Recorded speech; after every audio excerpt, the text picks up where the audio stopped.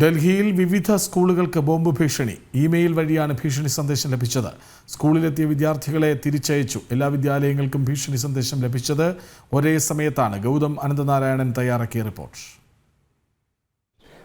രാജ്യതലസ്ഥാനമായ ഡൽഹിയിലെ 40 സ്കൂളുകൾക്കാണ് ബോംബ് ഭീഷണി സന്ദേശം എത്തിയത്. ഇന്നലെ രാത്രി 11:30 ഡൽഹി പോലീസിന് ഒരു വ്യാജ ഇമെയിൽ അക്കൗണ്ട് വഴി ബോംബ് ഭീഷണി സന്ദേശം എത്തുകയായിരുന്നു. ഞാനിപ്പോൾ നിൽക്കുന്നത് ചാണക്യപുരിയിലുള്ള ബ്രിട്ടീഷ് സ്കൂളിന് മുന്നിലാണ്. നമുക്ക് ദൃശ്യങ്ങളിൽ കാണാൻ സാധിക്കും സ്കൂൾ ഇപ്പോൾ പൂട്ടി, അതായത് വിദ്യാർത്ഥികളെ മുഴുവൻ തിരികെ വീടുകളിലേക്ക് അയച്ചിരിക്കുകയാണ്. കാരണം ഇന്നലെ രാത്രി 11:30-ക്കാണ് ഈ ബോംബ് ഭീഷണി സന്ദേശം വരുന്നത്. പക്ഷേ രാവിലെ ഡൽഹി ഉൾപ്പെടെയുള്ള ഉത്തരഭാരതത്തിലെ നഗരങ്ങളിൽ നമുക്കറിയാം സ്കൂളുകൾ വളരെ കാലത്ത് തന്നെ പ്രവർത്തനം ആരംഭിക്കും. അതിനാൽ രാവിലെ സ്കൂളുകളിലേക്ക് വിദ്യാർത്ഥികൾ എത്തിയിരുന്നു.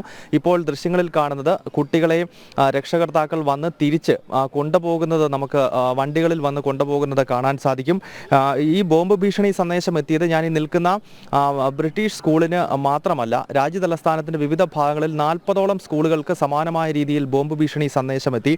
നമുക്കറിയാം അടുത്തിടെ കഴിഞ്ഞ ഒക്ടോബർ മാസം 20-ാം തീയതിയാണ് രോഹിണിയിൽ CRPF സ്കൂളിൽ ബോംബ് ഭീഷണി സന്ദേശം എത്തി. അതിനുശേഷം പിന്നീട് കഴിഞ്ഞ നവംബർ 29-ന് ഡൽഹിയിൽ തന്നെ ഇതേ രോഹിണിയിൽ ഒരു സ്ഫോടനം ഉണ്ടാവുകയും ഒരാൾക്ക് ഗുരുതരമായി പരിക്കേൽക്കുകയും ചെയ്തിരുന്നു. അതിനാൽ ഇത്തരം ബോംബ് ഭീഷണി സന്ദേശങ്ങളും അതോടൊപ്പം തന്നെ ചെറു സ്ഫോടനങ്ങളും അടുത്ത കാലത്ത് ഉണ്ടാകുന്നതിനെ വളരെ ഗൗരവമായി കേന്ദ്ര സർക്കാർ നോക്കിക്കാണുകയാണ്. ഇന്നത്തേത് വ്യാജ ബോംബ് ഭീഷണി സന്ദേശമാണെന്ന് വ്യക്തമായി. ഈ സന്ദേശം എത്തിയതിനു ശേഷം ബോംബ് സ്ക്വാഡും അതോടൊപ്പം തന്നെ ഡൽഹി പോലീസും ഈ സ്കൂളുകളിലെല്ലാം എത്തി അന്വേഷണം ആരംഭിച്ചു.